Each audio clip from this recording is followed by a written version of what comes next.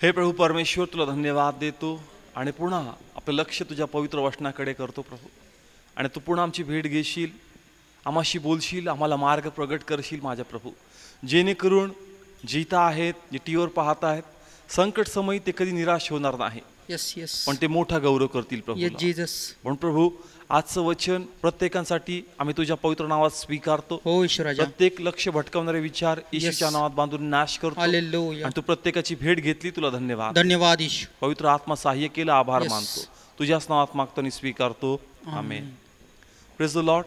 2 इतिहास 20 अध्याय आणि त्याचं पहिलं आणि दुसरं वचन या ठिकाणी आपण वाचणार आहोत. यानंतर असे झाले की मोवाबाचे संतान व अम्मोनाचे संतान व त्यांच्याबरोबर मौन्यातले कित्येक यहोशाफाटावर लढाईस आले.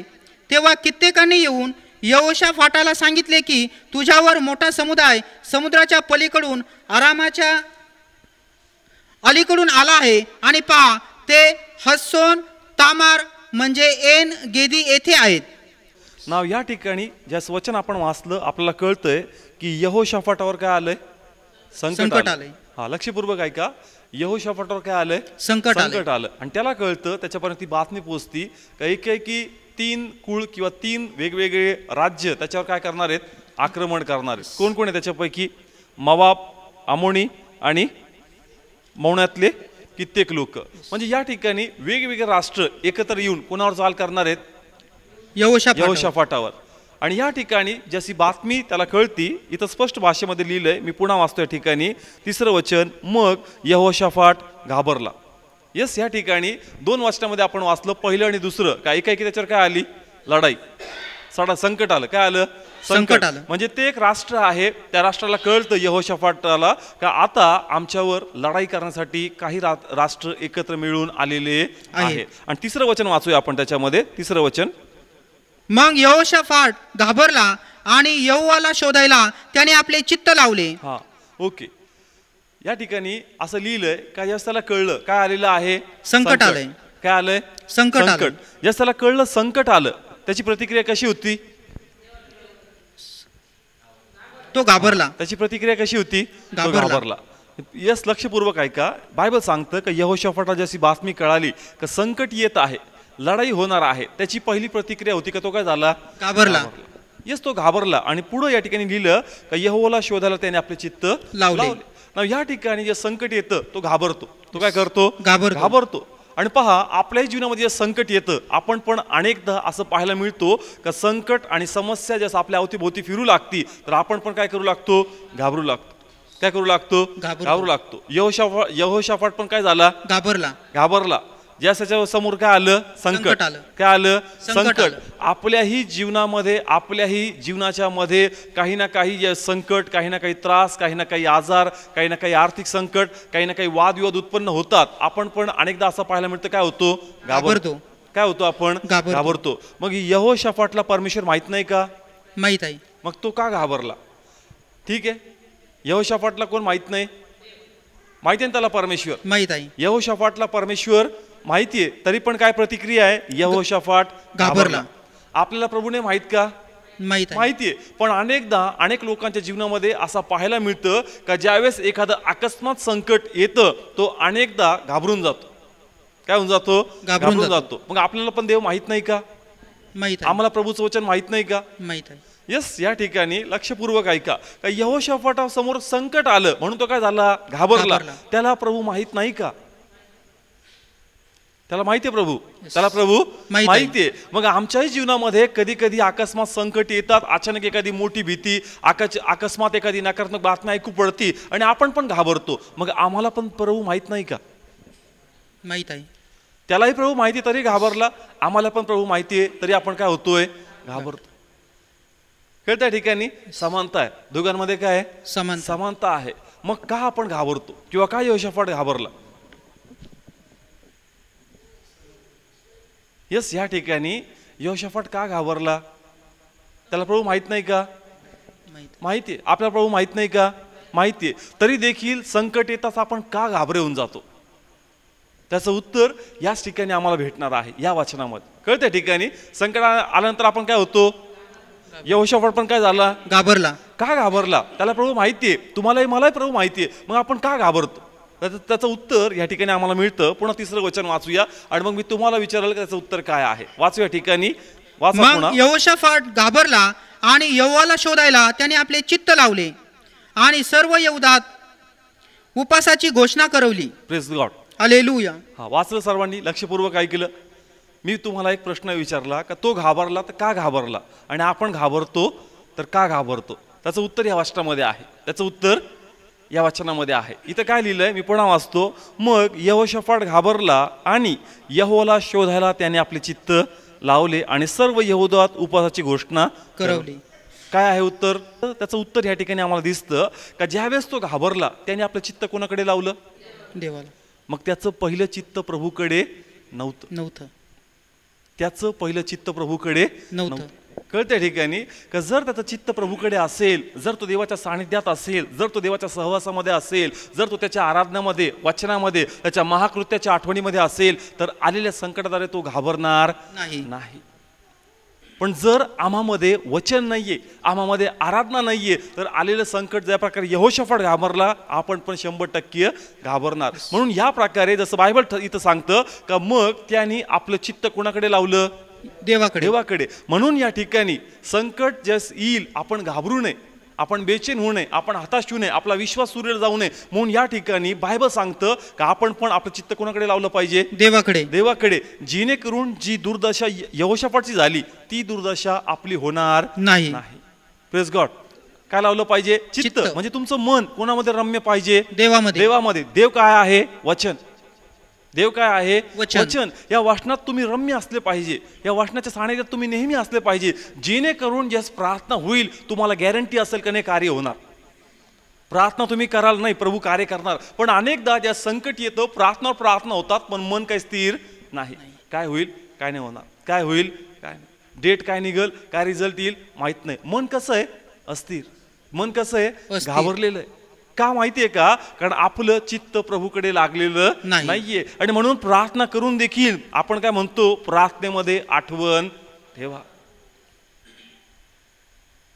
त्या ठिकाणी आपण काय केली? देवाकडे प्रार्थना, पण मन त्या प्रार्थनेत स्थिर नाही का? कारण जे चित्त जे वचनाकडे लक्ष लावलं पाहिजे होतं त्या वचनाकडे आपण लक्ष लावलेलं नाहीये. आणि म्हणून ज्या प्रार्थनेचा प्रभाव आपल्या मनावर पडला पाहिजे, ज्या प्रार्थनेत आपला विश्वास दृढ झाला पाहिजे, ज्या प्रार्थनेत आपला स्पर्श झाला पाहिजे, तो स्पर्श अनेक लोकांना होत नाही. तो याला सांगल विनंती कर, ओके या ग्रुपला सांगितलं, मन काही बेचैन नाही, माहित नाही काय होतं, लगेच सेकंड ग्रुप, मन काही स्थिर नाही, लगेच थर्ड ग्रुप. तो इथं प्रार्थना, तिथं प्रार्थना, सगळ्या जगाला काय सांगतो? प्रार्थनेच्या रिक्वेस्ट. का? त्याचं मन कसं आहे? अस्थिर. मन कसं आहे? अस्थिर. का? कारण त्यांनी लक्ष कोणाकडे नाही लावलं? देवाकडे. म्हणून या ठिकाणी आम्हाला आपलं चित्त, आपलं मन कोणाकडे लावलं पाहिजे? देवाकडे. आणि परमेश्वर काय आहे? वचन. परमेश्वर काय आहे? वचन. म्हणून या ठिकाणी ज्या प्रकारे त्यांनी आपलं चित्त लावलं नव्हतं, आज अनेक लोक वचनाकडे लक्ष लावत नाही आणि म्हणून वचन त्यांच्यात राहत नाही आणि संकट समयी वचन त्यांना सांभाळत नाही. प्रार्थना होती, त्यांना सांगितलं सिस्टर काळजी करू नका, ब्रदर काळजी करू नका, पण त्याच्या सगळं डोक्यावरून जातं, त्याच्या सर्व डोक्यावरून. त्याचं मन नेहमी गडबडलेलं, मन नेहमी गोंधळलेलं असतं. त्या प्रार्थनेचा प्रभाव पडत नाही, त्या बोललेल्या शब्दांचा त्याचा काहीच फरक पडत नाही. का? कारण त्यांनी आपलं मन प्रभूकडे लावलेलं नाही.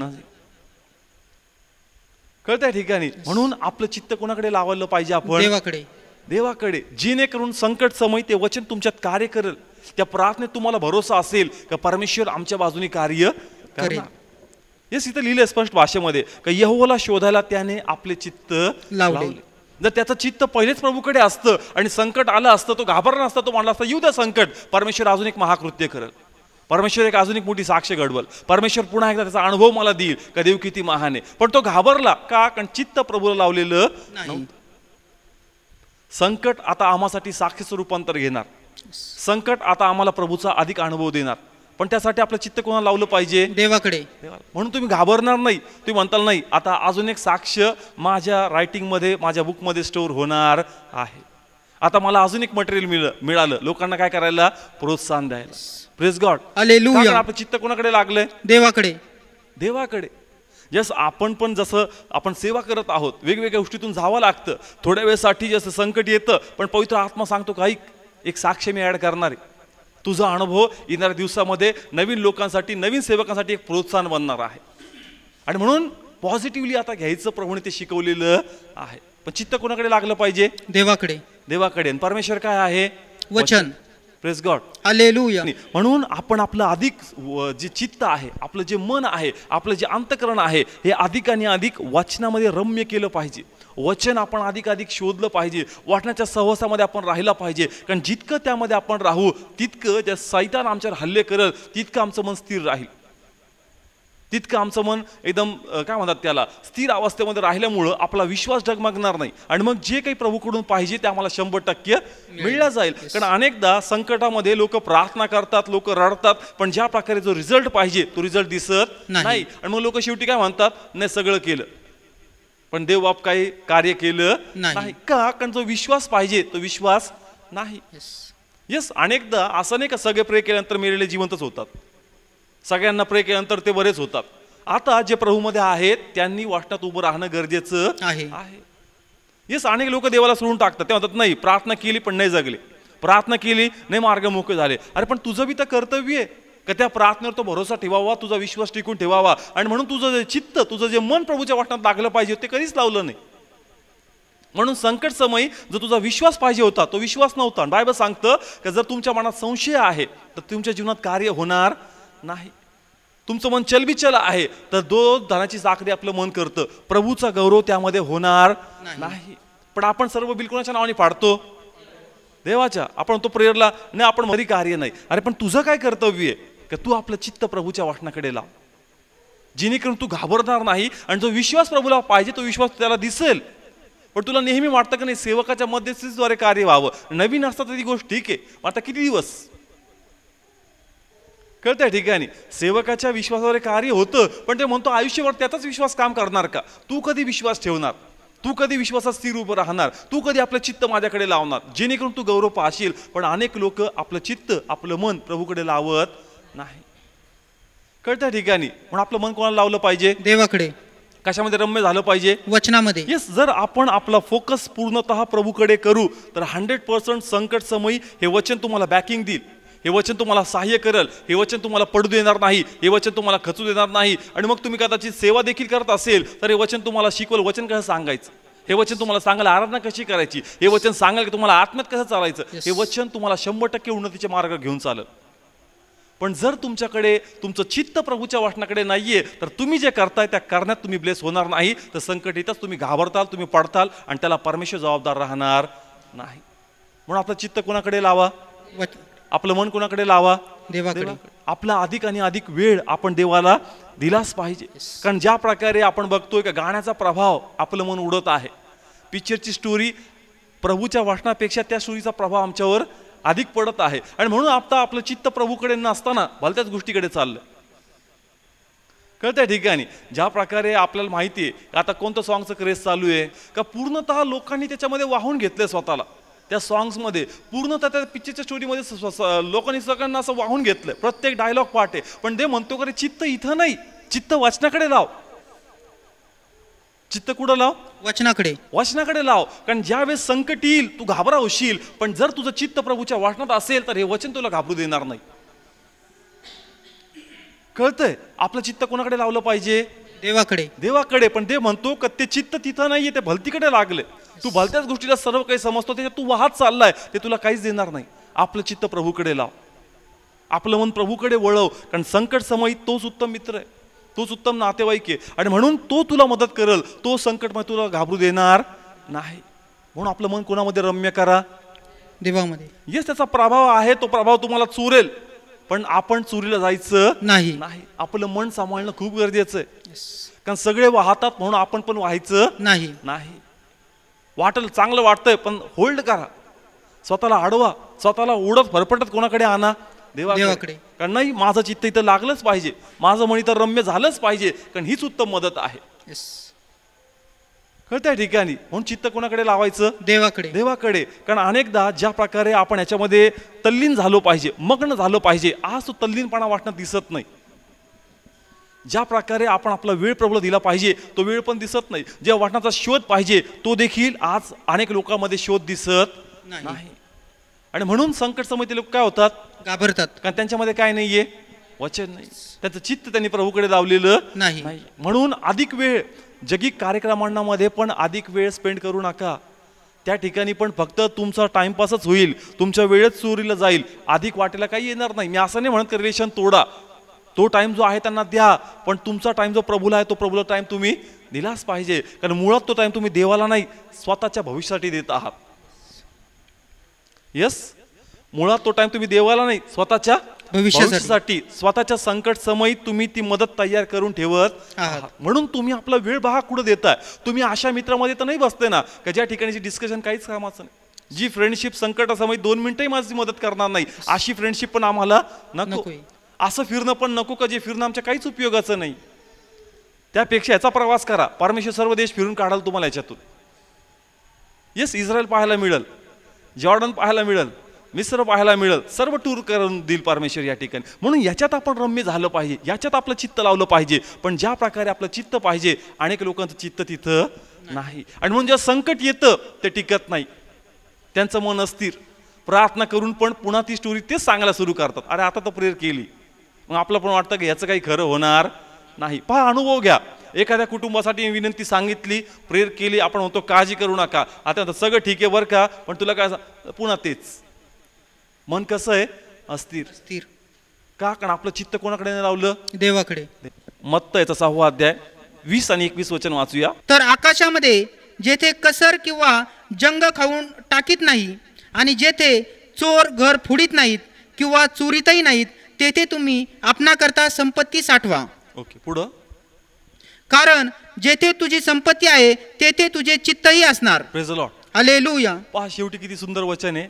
जिथे तुझी संपत्ती तिथे तुझं काय, चित्त असणार. चित्त, जिथे संपत्ती तिथंच काय, चित्त. म्हणून या ठिकाणी तुमचा मित्र तुम्ही येशूमध्ये पहा, म्हणजे तुम्ही वेळ पण कोणामध्ये घालताल, येशूमध्ये. तुमची संपत्ती कोणामध्ये पहा, येशूमध्ये. तुमचे नातेवाईक पण कोणामध्ये पहा, येशूमध्ये. आणि फंक्शन्स, कार्यक्रम, एक खूप मोठा कार्यक्रम येशूमध्ये होणार आहे, जो जीवनी मुकुटाचा आहे, तो कार्यक्रम पण कोणामध्ये पहा, येशूमध्ये. कारण जिथं तुमची संपत्ती तिथंच तुमचं काय, चित्त आहे. म्हणून या ठिकाणी आम्हाला सर्व काही कोणामध्ये पाहायचंय, येशूमध्ये. आणि येशू काय आहे, वचन.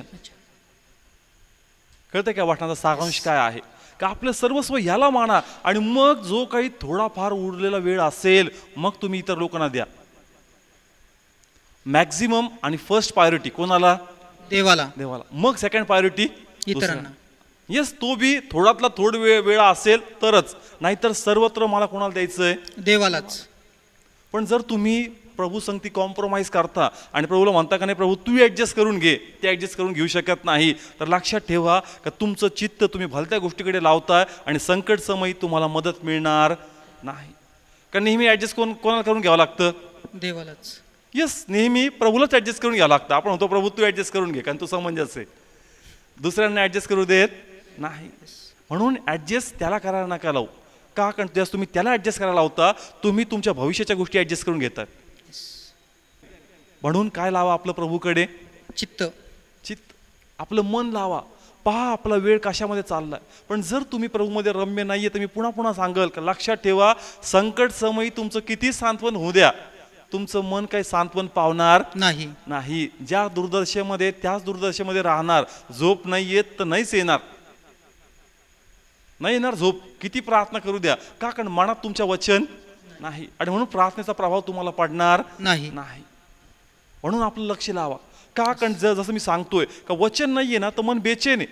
4 प्रार्थना, 5 प्रार्थना, 6 प्रार्थना अविश्वास दाखवतात.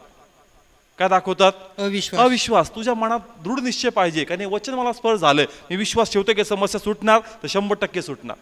आपण देवाला काय आठवण करून द्यायची 4 वेळेस 4 वेगळ्या सेवकांद्वारे, का नाही तुम्ही पण प्रभूकडे जॅक नाही चालत, प्रभूकडे सेटिंग नाही चालत. प्रभूकडे काय लागतो, विश्वास. प्रभूकडे काय लागतो, विश्वास. आणि म्हणून या ठिकाणी संकट समयी तो विश्वास तुम्हाला असावा, जे काही तुमच्या प्रार्थनेला फळ द्यावं. म्हणून आपलं चित्त देवाकडे लावणं अत्यंत गरजेचं आहे. Praise God. हालेलुया. या ठिकाणी आता याकोब काढूया आपण. याकोबाचा पहिला अध्याय, याकोब पहिला अध्याय 6, 7 आणि 8 एक वचन वाचत जाऊ. हा, रीड करा. पण त्याने काही संशय न धरता विश्वासाने मागावे, कारण संशय धरणारा हा समुद्राची एखादी लाट जी वाऱ्याने लोटलेली आणि हेलकावलेली तिच्यासारखा आहे. ओके, काय लिहिलं या ठिकाणी? संशय धरणारा कसा आहे? समुद्राची एखादी लाट. म्हणजे प्रभूला म्हणायचं विश्वास कसा पाहिजे? स्थिर. विश्वास कसा पाहिजे? स्थिर. स्थिर. पण तुमचा विश्वास कसा आहे? समुद्राच्या लाटेप्रमाणे. लाटेसारखा, जो वर खाली होत आहे. का तुम्ही प्रे करा ना, तुम्ही प्रे करा ना, त्यांना सांगा ना प्रे करायला. हा विश्वास काय होतोय? वर खाली, कार्य घडणार नाही. पुढे काय लिहिलं? रीड करा. तर त्या माणसाने आपणाला प्रभूपासून काही मिळेल असे समजू नये. हा, काय लिहिलं त्या ठिकाणी? तर त्या माणसाने आपणाला प्रभूपासून काही मिळेल असे समजू नये. स्पष्ट भाषेमध्ये लिहिलंय, एकदम क्लिअर, का त्या माणसानं हे समजून घ्यावं का त्याला प्रभूकडून काहीच मिळणार नाही. कारण जो विश्वास तुझ्यामध्ये पाहिजे होता तो विश्वास तुझ्यामध्ये नाही. म्हणून तुझी प्रार्थना तुझ्या कुटुंबाला मरणापासून वाचू शकत नाही.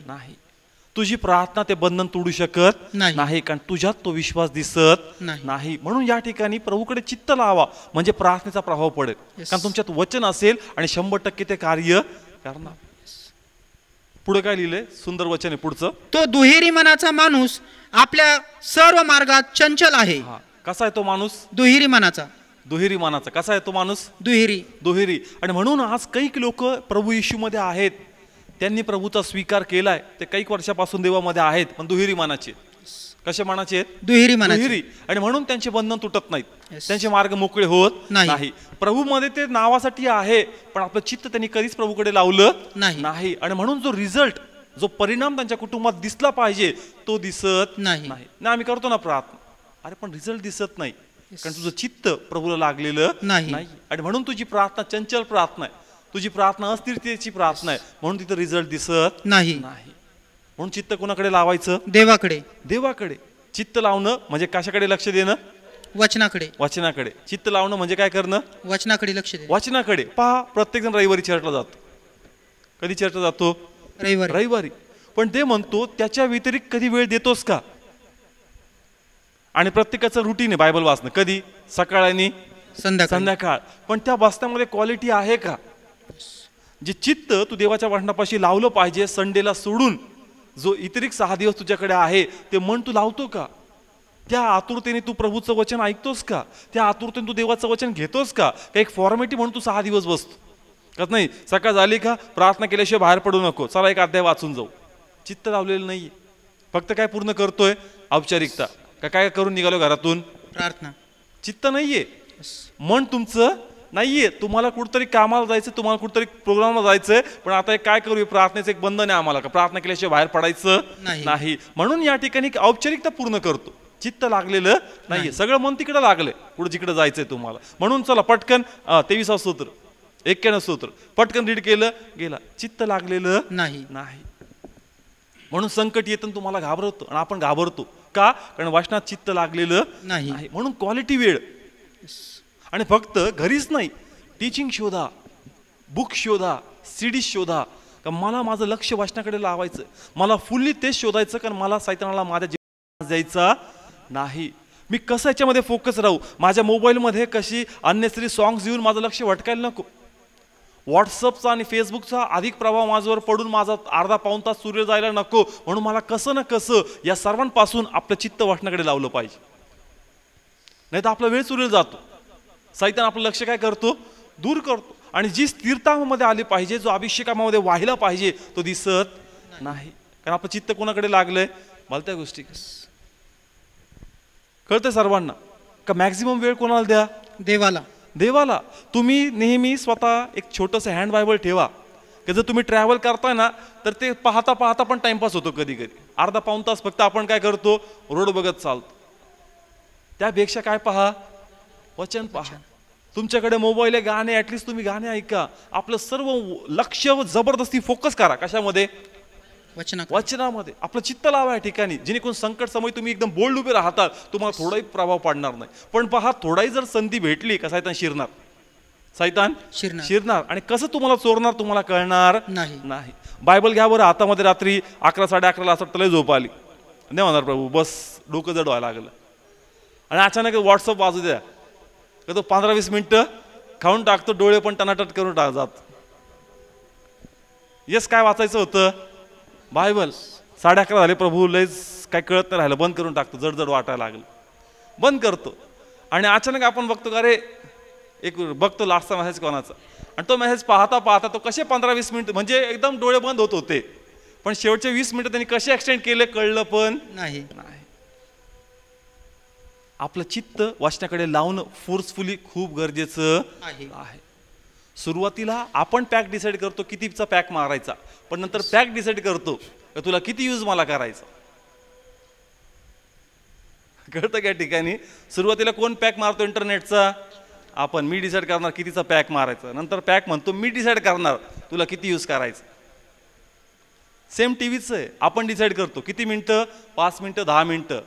टीव्ही म्हणतो पहिले बस तर खरं, मग मी डिसाईड करणार तुला कधी सोडणार. डिसाईड कोण करतं पहिले? आपण. का कोणता चॅनल पाहायचा? मी नाही बाबा, मी फक्त तोच पाहणार. तो म्हणतो ऑन तर कर, मग मी डिसाईड करतो कोणत्या चॅनल तुला कुठं न्यायचं. आपलं चित्त प्रभूकडे लावणं खूप गरजेचं आहे. स्वतःला धरून ठेवा लागल, स्वतःला धरून ठेवा लागल. का? कारण संकट समय सैतान कसा हल्ला करेल माहित नाही, पुढं पाडल, काय अटॅक करेल माहित नाही, आणि मग ती दृश्य अत्यंत भयानक असेल. पण त्या समय टिकून राहण्यासाठी चित्त प्रभूकडे लावणं खूप गरजेचं आहे. स्वतःला एक काठी घेऊन आपल्या मनाला अडवावं लागतं. नाही, आपलं चित्त कुठं लाव? फक्त देवाकडे लाव. अन्यसरी गोष्टी तुझ्यावर हावी होता कामा नाही. ती ऍडव्हर्टाईज कसं तुम्हाला दुसरीकडे घेऊन जाईल तुम्हाला कळणार नाही. म्हणून आपलं चित्त कोणाकडे लावलं पाहिजे? देवाकडे. म्हणून म्हणलो का टीव्ही जास्त वेळ चोरतो, अन्यसरी फ्रेंड सर्कल जास्त वेळ चोरतात. नाही, प्रभू मधल्याच गोष्टी आहेत. मग प्रभू येशू उत्तम मित्र आहे त्याच्यापेक्षा. आपण काय म्हणतो कोणते मित्र आहेत? प्रभू मधलेच आहेत. पण त्यापेक्षा पण उत्तम मित्र कोण आहे? प्रभू येशू. प्रभूच आहे ना स्वतः. मग पहिला टाइम त्याला दे ना, त्याच्याकडून जास्त प्रगटीकरण तुला भेटतील त्या मित्रापेक्षा जो खूप बायबलमध्ये स्ट्रॉंग आहे. म्हणून पहिला टाइम याला स्पेंड कर, आणि कधी 4-5 तूही तर त्याला दाखले सांग, आणि मी त्याच्याकडूनच घेतो. पण काय म्हणतो स्पिरिच्युअली तो खूप स्ट्रॉंग आहे, चांगली गोष्ट आहे त्याच्याकडून घेणं. पण कधी तुला नाही वाटत का मी पण तर 4 दाखल्याची फोड त्याला सांगावी, म्हणून मी पण तर कधी प्रभूच्या पायापाशी बसावं. म्हणून चित्त कोणाकडे लावलं पाहिजे? देवाकडे. येस, हे संकट समयी तुम्हाला 100% सांभाळणार आहे. म्हणून जाऊ द्या, थोडासा रिक्षाला खर्च होईल, होऊ द्या, थोडे पावसात तुम्ही भिजे जाल, भिजू द्या, पण तुमचा हा वेळ व्यर्थ नाही जाणार, तुमचे पैसे व्यर्थ नाही जाणार. पण आपण कसं असतं नेहमी का नाही, मी निघालो, मला रिक्षा एक फ्रीमध्ये भेटली, नाही मला एकदा एका ब्रदरनी लिफ्ट दिली, प्रभूच्या नावाला धन्यवाद. अरे पण कधी तुझ्या खिशातले बी तर जाऊ दे, खिशातले बी तर जाऊ दे 50-1. कारण आपण तो नाही, रात्रीचे 50 घेतात, 100 घेतात. दवाखान्यात जा, तो म्हणला 100ची गोळी, आपण म्हणतो काय जीवापेक्षा काय पैशाकडे पाहायचं का? कळत्या ठिकाणी. म्हणून जसं मी सुरुवातीला प्रार्थना केली का धन्य तुम्ही लोक का तुम्ही वेळ काढून या ठिकाणी येता. का? कारण तुम्ही आपलं चित्त कुणाकडे लावताय? देवाकडे. देवाकडे. आणि तुमचं हे चित्त लावणं व्यर्थ जाणार नाही. जो वाचनाचा शोध करतो तो आपल्यासाठी उत्तम गोष्टीची पेरणी करून ठेवत आहे. यस, वचन शोधा, जिथं कुठं भेटल शोधा, जा, थोडासा टाइम जाईल, थोडासा खर्च होईल, होऊ द्या, पण तुमच्याकडे ज्ञान असेल, आध्यात्मिक ज्ञान. आणि हे ज्ञान संकट समय असं तुमच्या बाजूने उभं राहील का त्याची कल्पना तुम्ही करू शकणार नाही. पण होऊ द्या थोडासा वेळ, जाऊ द्या थोडासा खर्च, थोडे बोलणे खाताल वेळ जाईल, जाऊ द्या, पण उत्तम ज्ञान कलेक्ट करा. आपलं चित्त रम्य करा का नाही मला जायचं, नाही मला ऐकायचं. कारण हे संकट समयी माझी मोठी मदत उभारून येणार आहे. जे संकट उभा राहील, सैतान मला स्पर्श करू शकणार नाही. कारण हे जे मी प्रभूत वेळ घातला, जे प्रभूचं वचन म्हणून केलं, हेच मला त्यावेळेस सांभाळणार आहे, हेच माझी काळजी घेणार आहे, हेच मला त्यावेळेस सहाय्य करणार आहे. Praise God. हालेलुया. कळत्या ठिकाणी. म्हणून कशाला चित्त लावायचं? देवाकडे. देवाकडे, देवाच्या वाचनाकडे वेळ जाऊ द्या. जिथे कुठं जसं इथं टीचिंग आहे, अजूनही कुठं टीचिंग भेटत असेल ना, प्लीज ती टीचिंग घ्या. अजूनही कुठं चांगली CD भेटत असेल, कुठं बुक्स भेटत असतील, प्लीज ते घ्या. जाऊ द्या, त्याच्यामध्ये पैसे काही फरक पडत नाही, पण 100% चांगले चांगले मेसेज परमेश्वराद्वारे आम्हाला पाठवणार आहे. एक छोटंसं प्रगटीकरण तुमचं लाईफ बदलू शकतं, एक छोटंसं वचनाचं उलगडणं तुम्हाला लाईफ सगळं बदलू शकतं. पण त्यासाठी आपल्याला पण थोडेसे खिशाला झळ लागेल तेवढे पैसे खर्च आपण केले पाहिजे. आपलं चित्त कुठं लावायचंय? वचनाकडे. कारण संकट समय यहोशाफाटासारखे आपले हाल होऊ नये, आपण घाबरू नये आणि आपला विश्वास अस्थिर होऊ नये. कारण अनेक लोक प्रभूत आहे पण विश्वास कसा आहे? अस्थिर आहे. आणि म्हणून ते प्रार्थना करतात पण त्यांच्या प्रार्थनेला फळ येत नाही. कळतंय? पहा, स्तोत्र 42 मध्ये एक दाविदाने एक स्तोत्र लिहिलं का ज्या प्रकारे हरणी पाण्याच्या ओघासाठी काय टाकते, तसा माझा जीव तुझ्यासाठी काय टाकतो, धापा टाकतो. काढूया 42, खूप सुंदर वचन आहे. स्तोत्र 42. जशी हरणी पाण्याच्या ओघासाठी धापा टाकते तसा हे देवा माझा जीव तुझ्यासाठी धापा टाकतो. काय स्तोत्र मध्ये त्यांनी शब्द वापरलेत, जसे हरणी पाण्याच्या ओघासाठी काय टाकते, धापा टाकते, तसा माझा जीव तुझ्यासाठी धापा टाकतो. आता पहा, याचं प्रगटीकरण या प्रकारे होतं की परमेश्वराचा जो मंदिर होतं त्या ठिकाणापासून दावीद कसा होता, दूर होता. दावीद कसा होता, दूर होता. आणि शाऊलाच्या भीतीमुळं त्याला त्या ठिकाणी प्रवेश नव्हता आणि तो जंगलामध्ये राहायचा. कुठं राहायचा, जंगलामध्ये. पण त्याचं मन आतुर असायचं कोणाला जाऊन भेटावं, देवाला. कारण त्यावेळेस देव कुठं राहायचा, मंदिरामध्ये. कुठं राहायचा, मंदिरामध्ये. कळत्या ठिकाणी. म्हणून या प्रकारे त्यांनी वाक्य रचना केली का ज्या प्रकारे हरणी पाण्याच्या ओघासाठी धाबा टाकते, माझा जीव तळमळतो, कधी मी प्रभूला जाऊन त्याच्या मंदिरामध्ये जाऊन त्याला भेटणार. का ज्या प्रकारे जी तळमळ त्याच्यामध्ये आहे प्रभूला भेटण्याची, प्रभूपाशी राहण्याची, प्रभूच्या सानिध्यात टाइम स्पेंड करण्याची, आज तीच तळमळ आमची पाहिजे, जेणेकरून संकट समय संकट तुमच्यावर हावी होणार नाही. कारण पहा, देवाचं वचन हे नेहमी दाविदात कार्य करायचं. कोणतंच अरिष्ट आणि संकट दाविदासमोर मोठ्या प्रमाणात कधीच हावी झालं नाही. राग म्हणा, त्रास म्हणा, जास्त दिवस त्याच्या समोर टिकले नाही. प्रत्येक गोष्टीमधून प्रभू त्याला कसं केलं, बाहेर काढलं. का? कारण त्याच्यामध्ये काय होतं, प्रभूचं वचन, प्रभूचं सानिध्य. आता त्या ठिकाणी वचन बायबल मी लिहिलेले नसतील, पण देवाचे महाकृत्य असायचे आणि त्या महाकृत्याद्वारे म्हणजे प्रभूने केलेले चमत्कार, त्या चमत्कार त्याला काय मिळायचं, प्रोत्साहन. प्रभूचं त्याला प्रोत्साहन मिळायचं. मोशेचे 5 पुस्तकं त्यासाठी तर होतेच, पण ह्याद्वारे त्याला खूप धैर्य मिळायचं, त्याला जगण्याची आशा मिळायची. आणि म्हणून तो म्हणतो की जशी हरीण पाण्याच्या ओघासाठी धापा टाकते, माझा जीव तुला भेटण्यासाठी धापा टाकतो किंवा उत्सुक आहे. म्हणून या प्रकारे आमच्याही मनामध्ये उत्सुकता पाहिजे का माझं चित्त मी फक्त प्रभूकडे लावलं पाहिजे, जेणेकरून संकट समय ते वचन मला सहाय्य करणार आहे. Praise God, hallelujah. आता अजून सुंदरसं एक साधं उदाहरण घेतो म्हणजे कळलं. नोहा किती लोकांना माहिती आहे, माहिती आहे सर्वांना. प्रभूंनी नोहाला काय सांगितलं, काय बनव, तारू बनव. काय बनव, तारू बनव. ज्या वेळेस तो समय होता, समय खूप कठीण होता, कारण सर्व लोक भ्रष्ट झाले होते, देवाच्या विरुद्ध गोष्टी करणारे होते. पण त्यावेळेस आपलं मन, आपलं लक्ष नोहाने कोणाकडे लावलं होतं, देवाकडे. आणि देवाने त्याला प्लॅन सांगितला. उत्पत्तीमध्ये लिहिलंय का पृथ्वी बोलला का तू गोफेर लाकडाचं काय बांध, तारू बाण. काय बांध, तारू बाण. आणि मग तो तारू बाणू लागला. प्रभूने त्याला सांगितलं. आणि पहा, असं लिहिलंय स्तोत्र आपलं ह्याच्यामध्ये, जर आपण या ठिकाणी मत्तय काढलं 24 अध्याय 38 वचन, मत्तय 24 अध्याय 38 वचन. कारण जसे महापुराच्या पूर्वीच्या दिवसामध्ये नोहा तारवात गेला, त्या दिवसापर्यंत लोक खातपीत होते, लग्न करून घेत होते व लग्न करून देत होते. हा, ओके. पहा, मी सांगितलं का नोहाच्या काळामध्ये सर्वत्र काय प्रसरली होती, भ्रष्टता. बरोबर. प्रभूनी नोहाला काय सांगितलं, काय बांधायचा, तारू. आणि मग नोहाचं कुटुंब दिवस रात्र कशामध्ये बिझी होतं, तारू बांधण्यामध्ये. तारू बांधण्यामध्ये. का प्रभू कसा बांधायचा, प्रभू बरोबर झाला का, कमी झाला का, तो त्याला चर्चा चालू असेल प्रभूची आणि त्याची, का प्रभू परफेक्ट झालाय का, साईज प्रॉपर आहे का. प्रभूने जरी सांगितलं असेल तर एक आत्म्यातून त्याची चर्चा चालू असेल. पण हे वचन मी यासाठी घेतलं की तिथं असं लिहिलंय का त्या काळामध्ये लोक खातपीत होते, लग्न करून घेत होते. म्हणजे जग काय करत होतं, एन्जॉय करत होतं. जग काय करत होतं, एन्जॉय करत होतं. मग नोहाचं मन नसेल होत का एन्जॉय करायला, तर वाटत असेल का प्रभू काय कामगिरी सांगितली, दिवस रात्र काय बनवायला होतो, तारू बनवायला. तिकडे बघ एन्जॉय चाललाय. आता द्राक्षमाची कापणी झाली सुंदरसं, त्याच्यामध्ये द्राक्षालाच बाहेर आला, त्याची ब्युटिफुल पार्टी चालली, आणि आम्ही कुठे तारू बांधतो. तारू बांधण्यात. मी माझं फॅमिली दिवस रात्र तारू बांधतो. तिकडे एन्जॉय चाललाय, तिकडे लग्न चालल्यात, तिकडे पार्ट्या चालल्यात, तिकडे मेजबान्या चालल्यात, आणि सर्व काय बनवत बसलेत, तारू. दिवस रात्र आपले अवजार घेऊन ते तारू बनत बसले. असं लिहिलंय का त्या काळामध्ये तारू नेमका काय आहे हे लोकांना माहीत नव्हतं. त्यांसाठी एक आश्चर्यकृत होतं की नेमकं काय चाललंय. असं लिहिलंय, आपल्या माहितीसाठी या ठिकाणी वाचू. इब्रिकरास पत्र 11 अध्याय आणि 7 वचन. विश्वासाने नोहाने ज्या गोष्टी अजूनपर्यंत कोणी पाहिल्या नव्हत्या त्याविषयी देवाकडून सूचना मिळाल्यावर. एक मिनिट.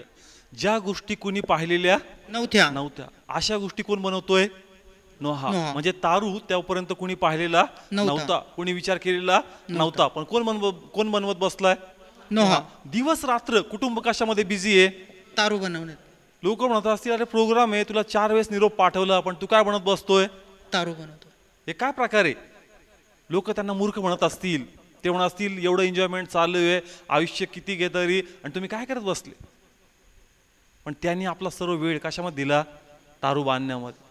तो प्रामाणिकपणे तो तारू बांधत राहिला आणि पहा त्याने आपला वेळ दिला. देव जे सांगायचं तो करत गेला, वेळ घालत गेला. जगापासून त्याला वेगळं केलं त्यांनी. कदाचित जगाच्या नजरेने तो मूर्ख झाला असेल, त्यावेळेस लोक त्याला मूर्ख म्हणत असतील, काय माहीत नाही, स्वतः येडा झाला आणि मुलांना पण त्याच मार्गावर घेऊन चालला. सगळे उठतात, लाकडं तोडतात, सगळे उठतात, काय ना काय बांधत बसतात, काय ना काय करत बसतात. प्लीज लक्षपूर्वक ऐका. तो काय बांधत होता? तारू. काय बांधत होता? तारू. तारू. आणि ज्या तारू बनून पूर्ण झाला, बायबल सांगतं काय आला? पूर आला. काय आला? महाप्रलय आला. इतक्या दिवस तारू कोण बांधत होता? नोहा. महाप्रलय आल्यानंतर कुणी कोणाला सांभाळलं नाही. प्रगटीकरण ऐका, पुन्हा ऐका. इतक्या दिवस रात्र हा तारू आहे. हा काय? दिवस रात्र झटत राहिला यासाठी. दिवस रात्र झटत राहिला. तारू प्रॉपर आहे का? तारू व्यवस्थित आहे का? नाही, प्रॉपर झाला पाहिजे. अरे बाबा चल तिकडं, नाही मला हे बनवायचं, नाही मला हे व्यवस्थित करायचं. दिवस रात्र त्यांनी त्याच्यासाठी दिले. पण जे संकट आलं, ज्यांनी त्याच्यात वेळ घातला त्यासाठी खूप मोठी मदत बनलं. कळलं. ज्या तारूसाठी दिवस रात्र एक केला, संकट समय तोच तारू त्यासाठी मदत बनला. Praise God. हालेलुया. कळतंय का वचनाचा सारांश काय आहे? का दिवस रात्र एक करून टाकले त्यांनी ते करण्यासाठी, पण संकट समय त्याच ताराने त्याची मदत केली. त्या महाप्रलयासमोर कोणीच टिकलं नाही, पण तो तारू टिकला. म्हणून या ठिकाणी जे संकट येईल, तुमचं चित्त प्रभूच्या वचनाकडे लावलंय का? कारण तेच वचन ज्या प्रकारे तो तारू त्याला त्या महाप्रलयापासून वाचवतो, हेच वचन, हेच चित्त लावणं संकट समय तुमची काळजी घेईल, तुम्हाला प्रोत्साहन देईल, तुम्हाला धैर्य देईल, तुम्हाला खचू देणार नाही. एक साक्षी आपण ऐकली त्या बहिणीबद्दल, का तिच्या पतींना ज्या हृदयात क्लॉट सांगितले, त्याला अटॅक आला, ते ॲडमिट होते, आणि त्याच समय ती म्हणले की मी रडली नाही, कारण माझ्या मनामध्ये शिकवलेलं वचन कार्य करायचं. आणि मी म्हणायचे का नाही, मी घाबरणार नाही, मी चिंता करणार नाही, प्रभूतून जीवन आहे. नातेवाईक यायचे रडून जायचे, पण मी माझ्या रडणार नाही. संकट समय जे पूर्वी तिने चित्त लावलं होतं, ते चित्त लावून तिला कामी पडलं. तो अटॅक यायच्या पहिलीचं चित्त कोणाकडे असायचं? देवाकडे. वचनाकडे. ते वचन तिच्या हृदयात असायचं. आणि म्हणजे जेव्हा संकट आलं, ती घाबरली नाही. ते वचन तिला धैर्य द्यायचं, का घाबरू नको, काही पण तो सांगू दे, मी आयुष्य डिक्लेअर केलेलं आहे. Praise God. हालेलुया. म्हणून आपलं चित्त कोणाकडे लावलं पाहिजे? वचनाकडे. कारण संकट समय हे तुम्हाला सांभाळणार. ज्या प्रकारे तो दिवस आता तारू बनवला त्यांनी, पण सांभाळलं त्या तारू आणि नोहाला. हे बायबल कोण कॅरी करतं? कोणाच्या हातात असतं? आपल्या. कोणाच्या हातात असतं? आपल्या. आज हे तुमच्या हातात आहे, म्हणून तुम्ही हे वाचाय मनन करा. येणाऱ्या दिवसात हे तुमचं ओझं वाहणार. आज हे कोणाच्या हातात आहे? आपल्या हातामध्ये. आज कोणी इथं चालत आलं, कुणी पैसे खर्च केले? येस, तुम्ही चालत आले, तुम्ही खर्च केले, तुम्ही वेळ घालताय, पण लक्षात ठेवा काही व्यर्थ नाही. येणाऱ्या दिवसात हे तुमचं ओझं उचलत, हे तुम्हाला घेऊन चालल, हे तुमची आर्थिक मदत तुम्हाला मिळवून देईल. आज तुम्ही वेळ घालताय, पण लक्षात ठेवा का वेळ व्यर्थ नाही, हे उचलणं व्यर्थ नाही, हे टाइम घालणं व्यर्थ नाही. उद्या हा तुम्हाला मोठा आधार देईल. त्या महाप्रलयात कुणी टिकलं नाही. फक्त कोण टिकलं? नोहाचं कुटुंब.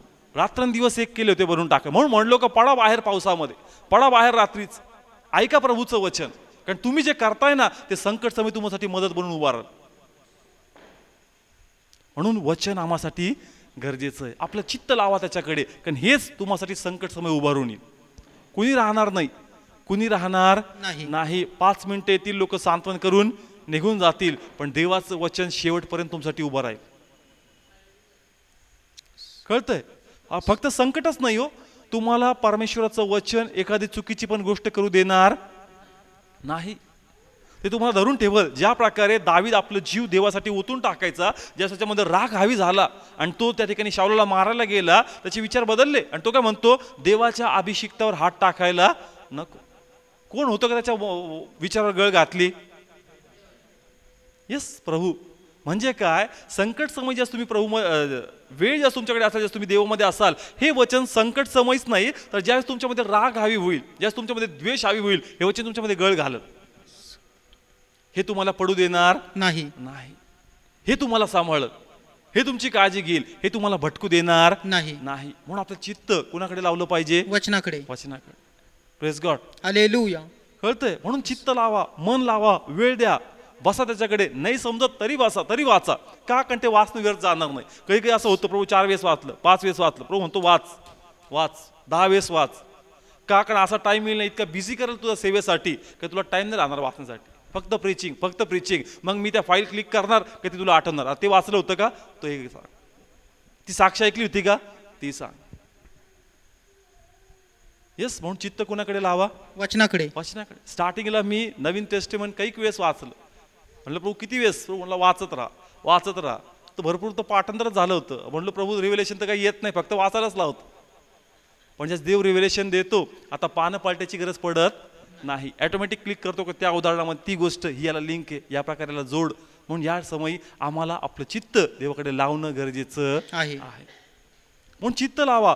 वचन तुमच्या संकट समयी, वचन तुम्हाला पापाशापापासून, प्रत्येक गोष्टीपासून वचन तुम्हाला सावरण्यास तयार आहे. यहोशाफाट सारखी आपली दशा होणार नाही. असं लिहिलंय का त्यांनी उपास प्रार्थना केले. खूप कमी लोक आहेत का जे संकट समयी त्याला स्थिर करू शकतात. बायबल सांगतं परीक्षेमध्ये पडायचं नाही.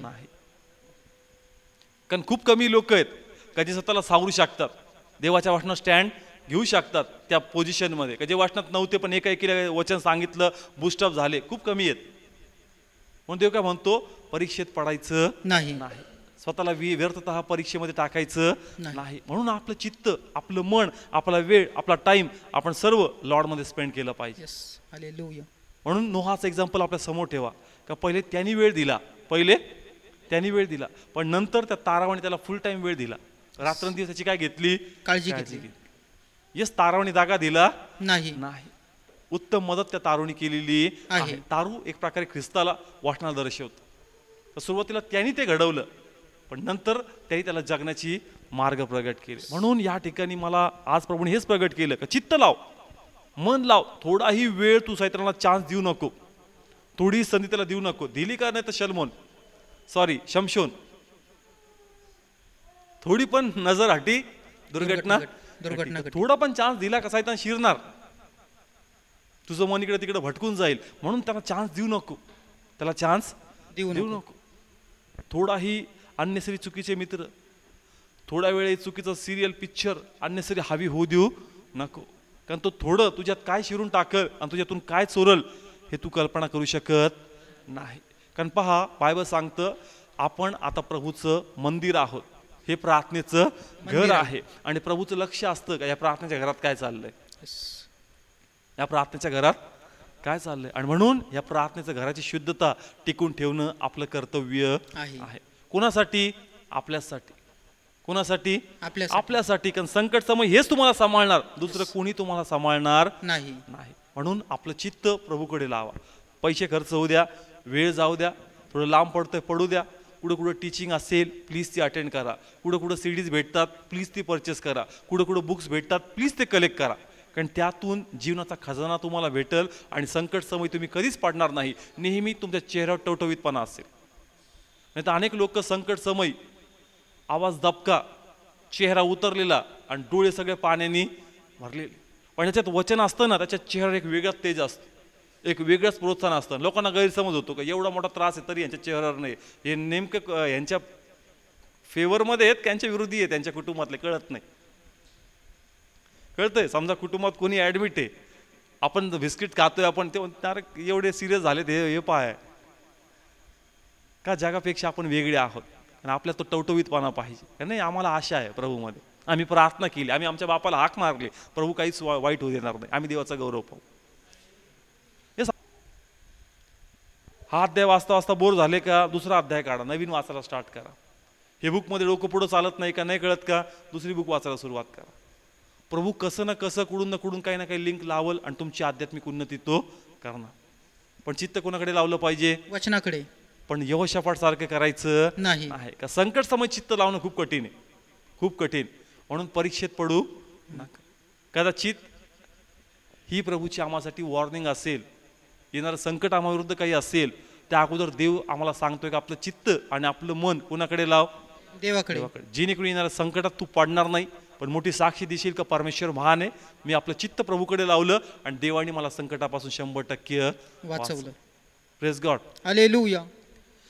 ओके, प्रे करूया, आपण उभा राहूया. हे पित्या परमेश्वर, आम्ही तुझे आभार मानतो. धन्यवाद प्रभू, यहोशाफाटावर संकट आलं प्रभू, येस आणि त्यांनी मग आपलं चित्त तुझ्याकडे लावलं. होय हे प्रभू, आज पुष्कळ आम्ही याच प्रकारे आमचं जीवन आहे येस का संकट आल्यानंतर आम्ही आमचं चित्त तुझ्याकडे लावतो, होय माझे देव पण तोपर्यंत खूप मोठं नुकसान झालेलं असतं. होय ईश्वराजा तोपर्यंत खूप मोठं अब्बा फादर अरिष्ट आम्हाला हवी झालेलं असतं. Yes, yes. आणि त्यावेळेस जो विश्वासामध्ये पाहिजे तो विश्वास आम्हाला भेटत नाही. होय ईश्वरा म्हणून जो आज वेळ आमच्याकडे आहे, आज जे उत्तम दशामध्ये आम्ही आहोत, होय ईश्वरा आम्ही आपलं चित्त तुला लावणं गरजेचं आहे. येस येस म्हणून प्रभू, आम्ही प्रार्थना करतो का प्रभू, आमचं मन तुझ्या वचनात रम्य होऊ दे. होय माझे देव प्रभू, आम्ही वेगवेगळ्या ठिकाणी जाऊन तुझं वचन ऐकावं. होय ईश्वरा आम्ही थोडे पैसे खर्च करून पुस्तक घ्यावीत, येस आम्ही सीडी विकत घ्यावी माझ्या Yes, परमेश्वर. Jesus. अशी कृपा आम्हाला दे प्रभू हो, लॉर्ड. ईश्वराच्या. आणि पित्या, ज्या प्रकारे दावीद म्हणतो का ज्या प्रकारे हरिण पाण्याच्या ओघासाठी धापा टाकते प्रभू लॉर्ड, त्याच प्रकारे ती उत्कंठता आमच्याही मनामध्ये उत्पन्न होऊ दे हो, का ईश्वराच्या. मला वचन ऐकायचं, येस मला वचन शिकायचं, हो, ईश्वराच्या. मला वचनामध्ये वाढायचं. Yes, कारण ज्या Jesus. प्रकारे नोहाने आपलं जीवन समर्पित केलं Yes. आणि त्याचं समर्पण व्यर्थ गेलं नाही, होय, माझे त्याचं समर्पण त्यासाठी आशीर्वादाचं कारण बनलं Hallelujah. आणि त्याच तारवण त्याला सांभाळ केला. येस जीसस हेच वचन आमचा सांभाळ करणार, हो ईश्वरा हेच वचन आम्हाला प्रोत्साहन देणार, Yes. हेच वचन आमचे आध्यात्मिक मार्ग मोकळे करणार, Yes, yes. हेच वचन आमच्या कुटुंबातले आशीर्वाद आम्हाला हो, मिळवून ईश्वरा. देणार, हेच वचन आम्हाला पापात पडू देणार नाही, Hallelujah. हेच वचन आम्हाला सावरणार, हेच वचन आम्हाला तुझ्या मार्गात चालण्यास सहाय्य Yes, करणार, yes, yes. हेच वचन आमची आध्यात्मिक उन्नती करणार प्रभू. म्हणून प्रभू, आजचा जो वेळ आमच्याकडे आहे, आमचं चित्त तुझ्याकडे लागू दे. हो ईश्वरा म्हणून सर्व चुकीचा मित्र परिवार, येस टीव्हीचा प्रभाव, चुकीची संगत, व्यर्थपणाचे जे काही अननेसरी कार्यक्रम, हे प्रभू या प्रभावापासून आम्हाला वाचव, हो माझे देव आम्हाला सहाय्य कर सहाय्य का कर आम्ही आमच्या मनाला अडवावं Yes. आणि म्हणावं का देवाची आठवण कर, हो ईश्वरा देवाच्या पायापाशी बस, हालेलुया त्यामध्ये वेळ घाल. Yes. एक औपचारिकता म्हणून बायबल तू हातामध्ये घेऊ नको, हो, माझे तर देव. आपलं पूर्ण समर्पण प्रभूला कर Yes. आणि आत्म्यातून त्याचं मनन कर. हो, आणि प्रभू आम्हाला सहाय्य कर Yes. आणि आम्हाला तुझा गौरव हो, होतो. ईश्वरा. कारण देवा, संकट समय तुझी इच्छा आहे का आम्ही धैर्याने उभं राहावं. येस माझे देव नाही म्हणावं का सैतानाला सैतान तू Hallelujah. काही करू शकत नाही, Yes. तू ये संकट घेऊन मी हो, देवाचा yes. गौरव करणार, Yes. तू ये त्रास घेऊन माझा प्रभू साक्ष करणार Yes, माझे आणि मी देव. देवाचा गौरव करणार. Hallelujah. का? कारण माझा पाया वाष्टामध्ये रवलेला आहे. येस थँक्यू जीसस, सर्व गौरव तुला देतो. धन्यवाद ईश्वर आणि प्रभूच्याच नावात मागतो, आमेन. आमीन